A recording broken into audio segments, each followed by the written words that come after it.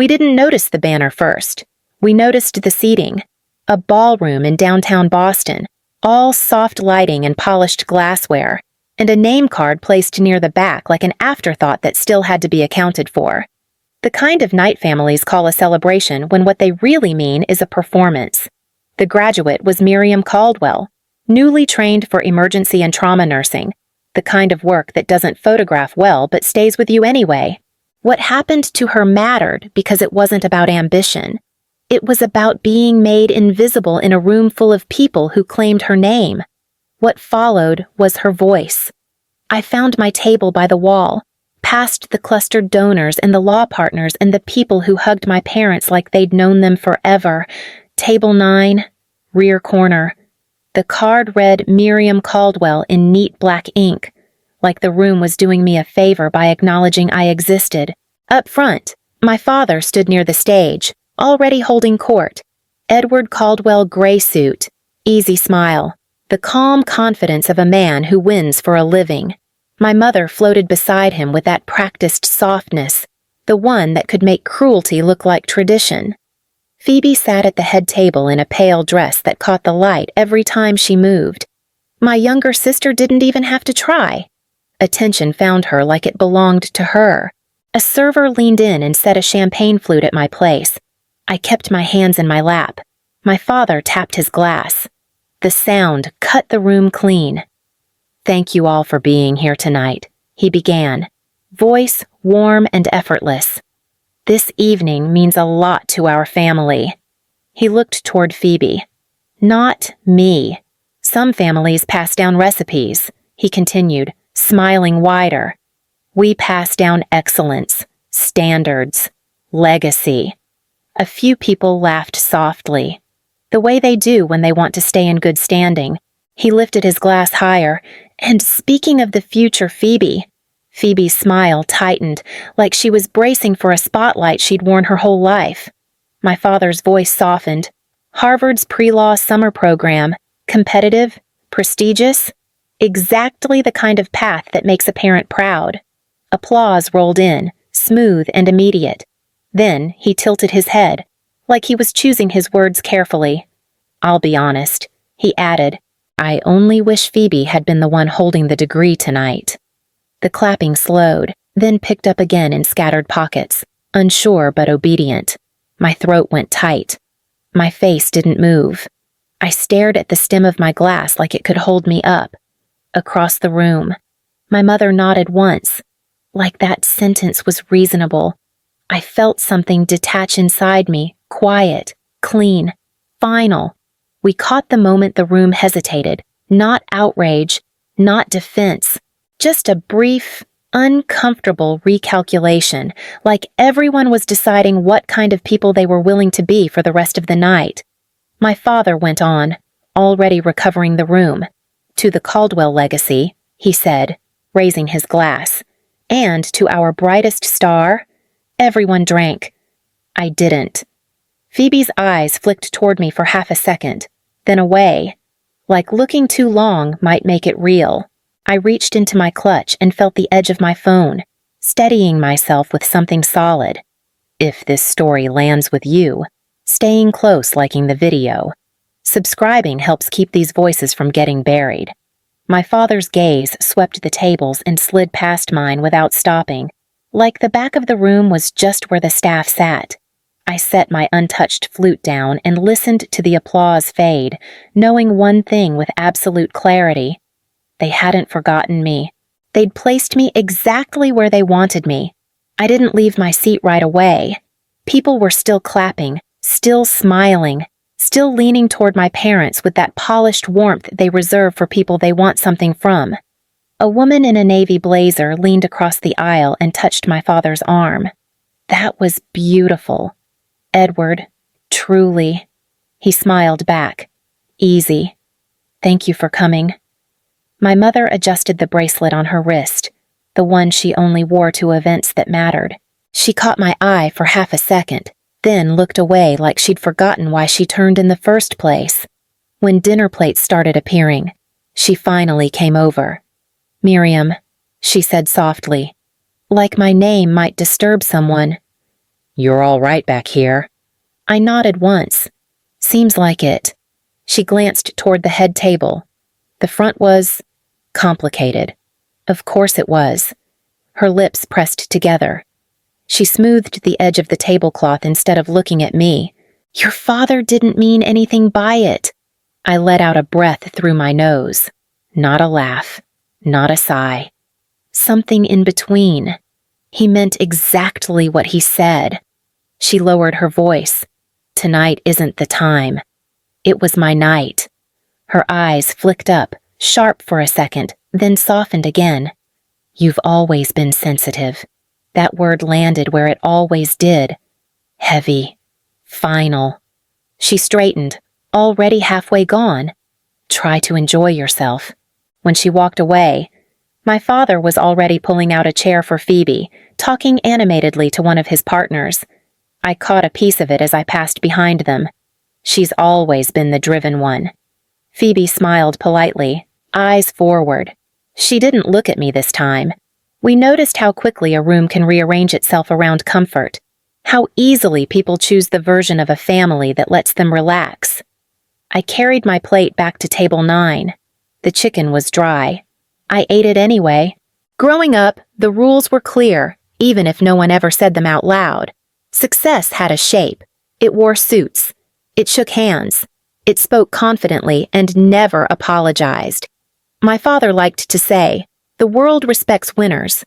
When I told them I wanted to go into nursing, I was standing in our kitchen, still wearing my volunteer badge from the clinic. My hands were shaking. I remember that. My father set his glass down slowly. You're serious? I am. My mother folded her arms. That's practical. It's meaningful. I said. He laughed once. Sharp. We didn't raise you to work under people with less education than us. I remember the silence after. Thick. Waiting. I'll pay for it myself. I said, because I already knew. Good. He replied. Then it'll be your choice. At the ballroom, someone pulled out the chair across from me. You're Edward's other daughter, right? The woman asked, smiling politely. Yes. Well, she said, lowering her voice. Nursing is very admirable. I nodded. It keeps me busy. She patted my arm like that settled it and turned back to her table. I picked up my phone. Not to check anything. Just to feel it there. The applause from the front table started up again, and I sat still, learning the outline of the family I belonged to.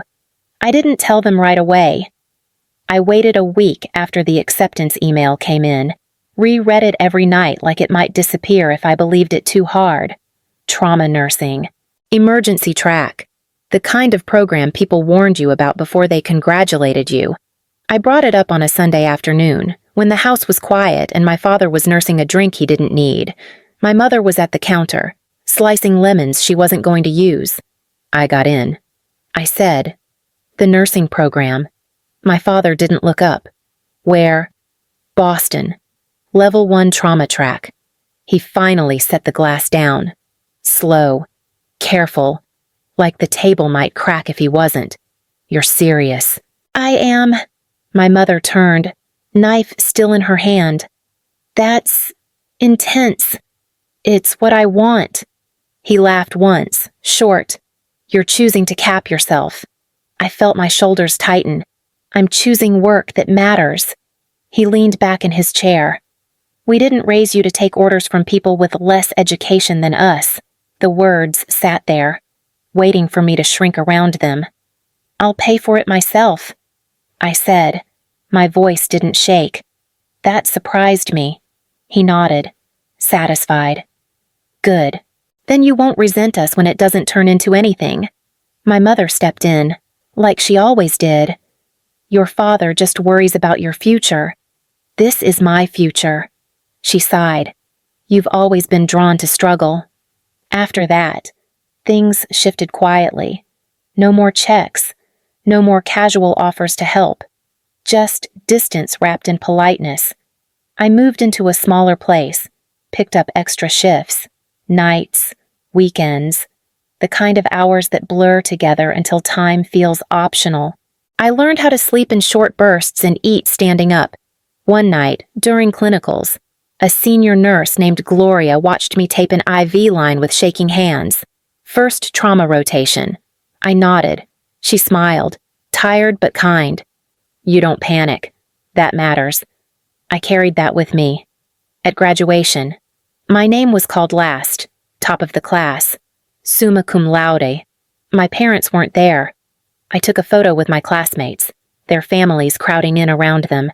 I stood off to the side, holding my diploma like proof I wasn't imagining it. We noticed how often she looked for someone in the crowd before realizing there was no one to find. Back at the gala, I pressed my fork against the chicken and listened to laughter rise from the head table. My father's voice carried easily, confident as ever. Phoebe leaned toward him. Dad, you're being dramatic. He chuckled. I'm being honest. My mother touched his arm. Let's not. He waved her off. It's fine. I took a sip of water. Cold. Grounding. Across the room. Someone raised a glass again. Another toast. Another future I wasn't part of. I didn't leave. Not yet. I sat there, letting the noise pass over me, knowing that the choice they thought disqualified me was the one that kept me standing. I saw the invitation before I saw my parents. It was propped on the entry table of their house, thick paper, embossed lettering. I picked it up while my mother was in the kitchen, the smell of citrus cleaner still sharp in the air. The Caldwell Family Legacy Reception. No mention of graduation. No mention of me. My mother glanced over her shoulder. Oh, that arrived yesterday. I held it between two fingers. This is my graduation party. It's a celebration, she replied carefully. For the family. For Phoebe. She set a glass down in the sink a little too hard. You're reading into it. I don't see my name anywhere. She turned then, lips pressed thin. Edward handled the wording. Of course he did. Later that night, I opened the attachment my father sent, seating chart, guest list, 87 names, judges, partners, donors, a few distant relatives I barely knew, none of my professors, none of the nurses who trained me, not even Gloria. I called my mother first. Can I invite a few people? I kept my voice even. Professor Lane. She mentored me for 2 years. And a couple friends from the hospital. There was a pause on the line. Papers shifting. They wouldn't be comfortable, she said. At my graduation, it's not about comfort, she corrected. It's about atmosphere. I hung up before she could soften it. I drove to my parents' house the next afternoon. My father was in his study, jacket off, sleeves rolled, reading through case notes like the world was waiting for him. We need to talk about the party. He didn't look up. What about it? I'm not a guest at my own graduation. That got his attention. He leaned back, eyes assessing. Don't complicate this. I want to invite my people. He smiled. Thin. Your people wouldn't fit. That's not your call. This is a Caldwell event. He tapped the page in front of him. You show up, you smile, you don't turn it into something it isn't. It's my graduation. It's an opportunity. I felt my jaw tighten. For who?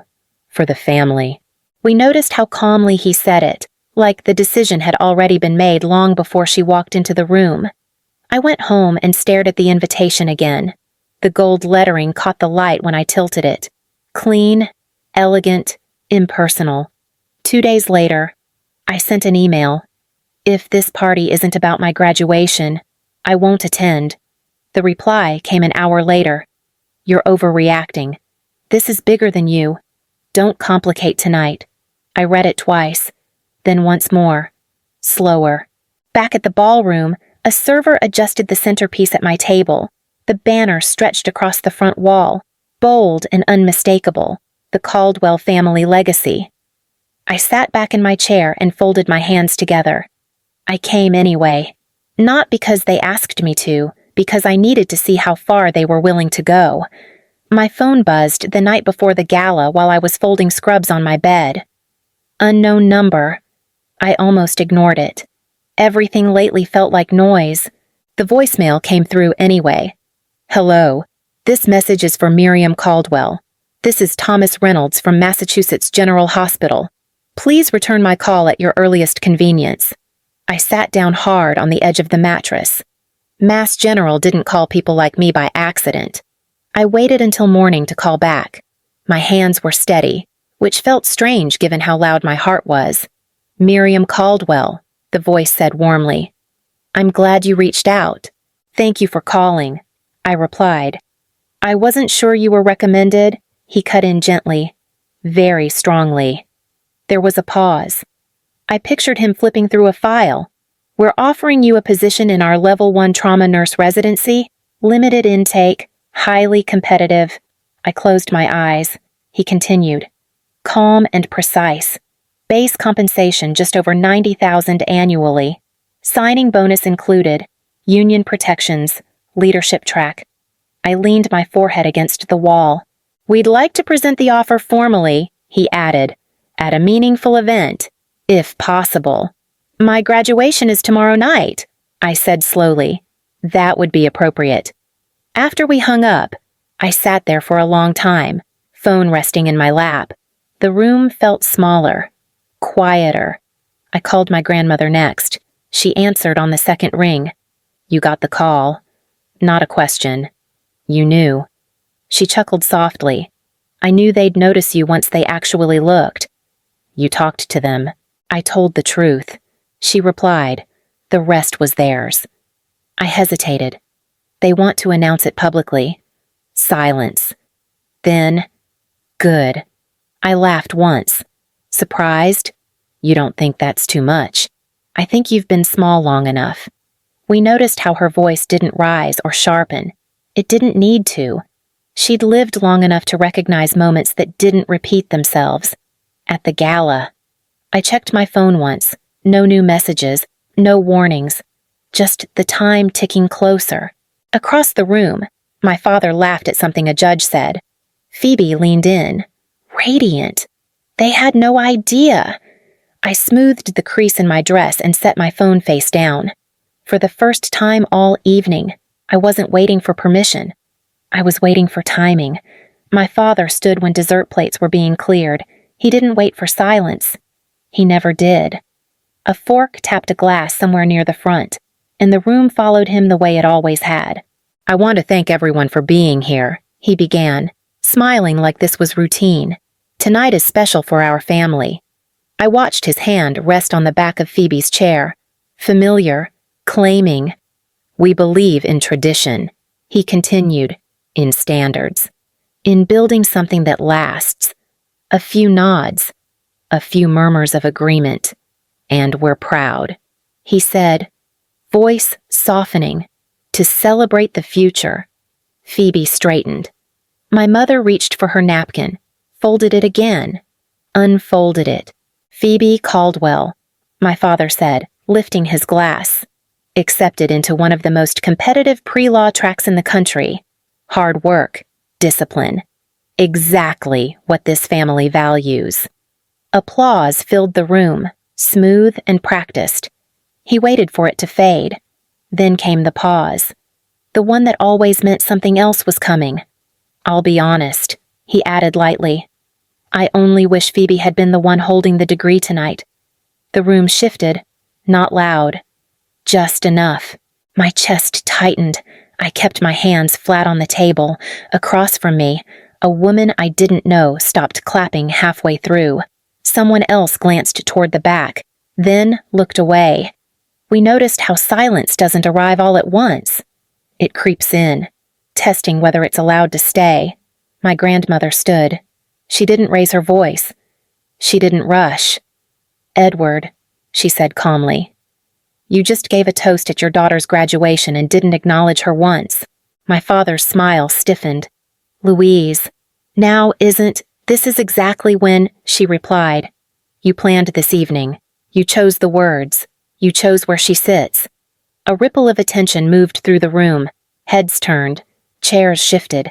My mother stood halfway, then stopped. "Mother, please." Louise didn't look at her. You put her at the back of the room, you removed her name from the banner, and you wished someone else had earned her degree. My father cleared his throat. This is a family matter.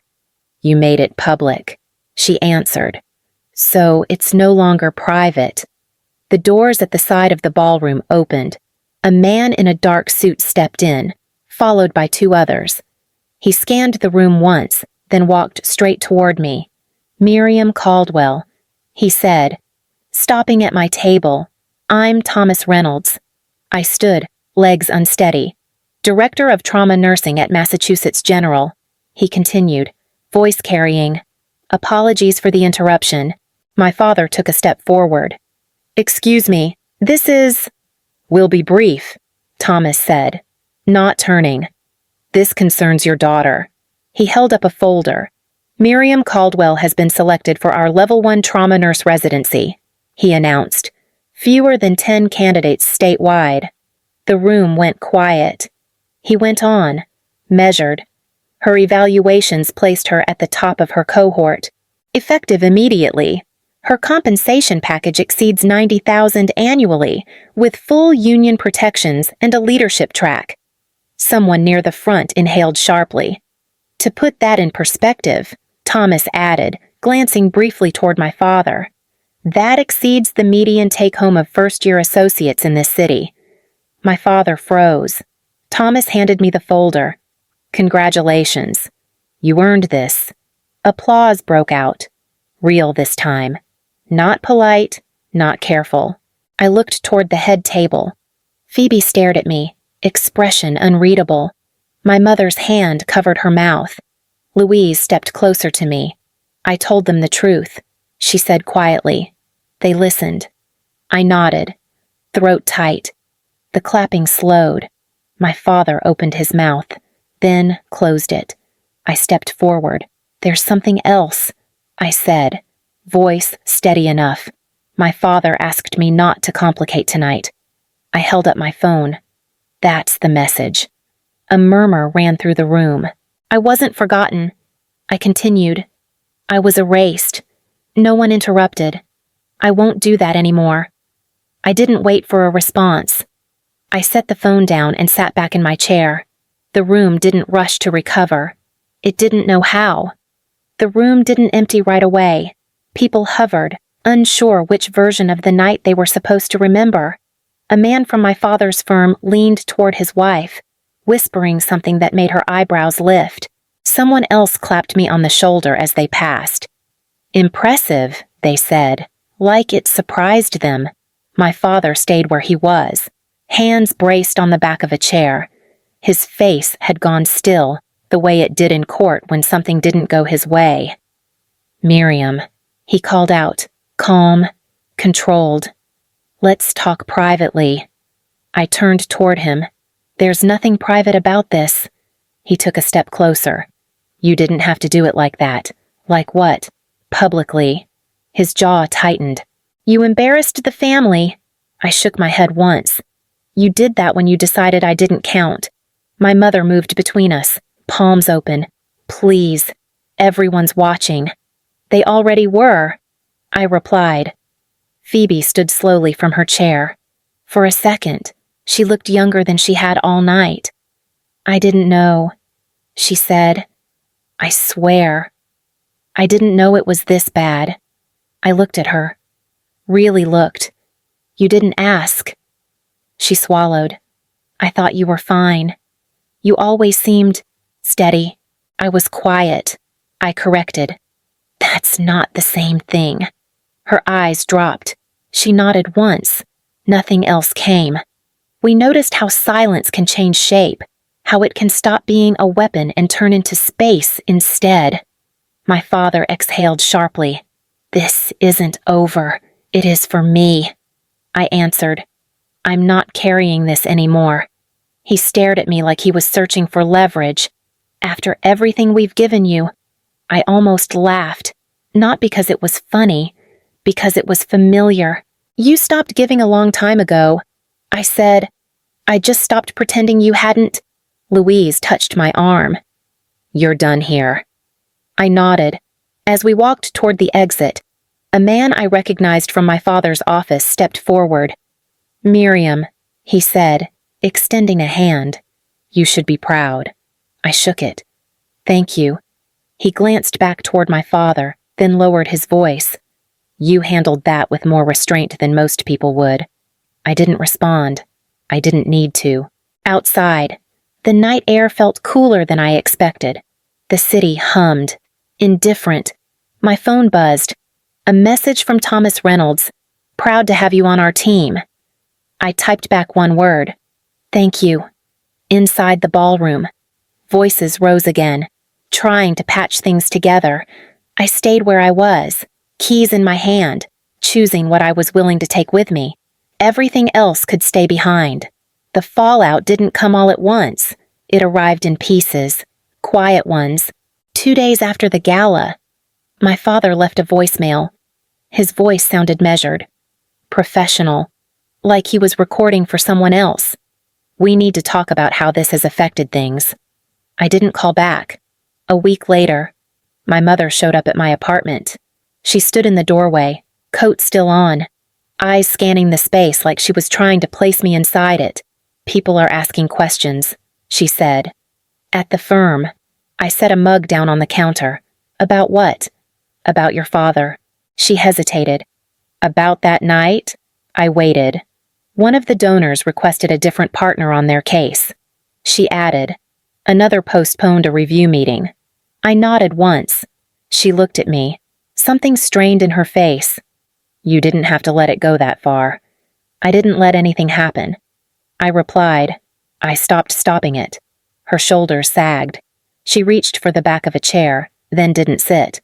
"Edward's up for committee review next quarter." "That's his world," I said. "Not mine." We noticed how consequences rarely announce themselves. They just show up where certainty used to live. Phoebe called that night. Her voice was smaller without the room around her. Admissions reached out. I leaned against the window. "About what?" "They're doing a character review." A pause. "They want another recommendation. Someone not connected." I didn't answer right away. I didn't know how much was riding on him. She continued. "On all of this." "It always was," I said. "You just didn't feel it."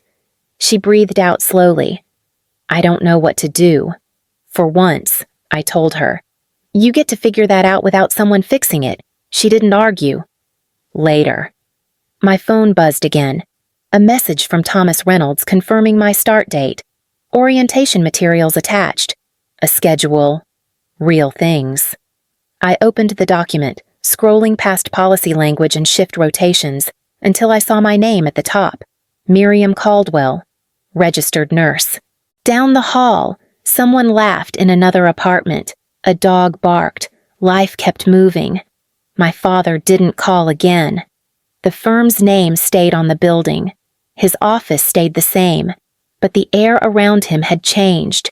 Image, once cracked, doesn't shatter loudly.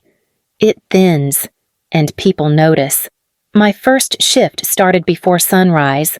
The hospital hallway smelled faintly of disinfectant and coffee. Someone had left a jacket draped over a chair like they'd stepped away for just a second.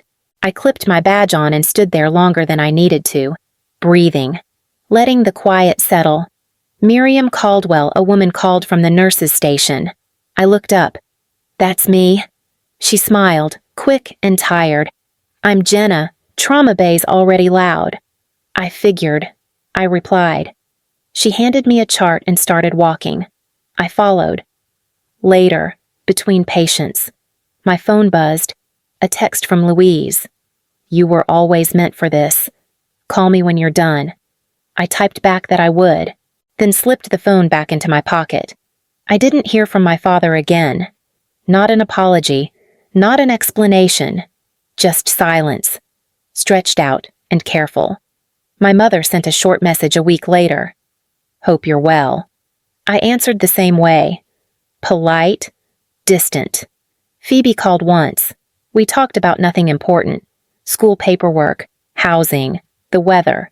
When we hung up, it felt unfinished, but lighter than before. At the end of my shift, I sat on the bench outside the emergency entrance, shoes off, feet aching. A woman I'd helped earlier waved from across the lot as she got into a car. Her smile lingered. I watched the doors slide open and closed again. For a long time, I thought being seen meant being chosen by the people who raised me. I thought silence meant survival. I thought staying small was the price of belonging. Now, when I say my name out loud, Miriam Caldwell, it doesn't feel like something I'm waiting to earn. It feels like something I already own. If you want to stay with stories like this, quiet ones that don't rush their ending, being here with us helps keep them going. We stepped back at the end, not to explain or frame it, just to notice how she didn't look back when she walked inside.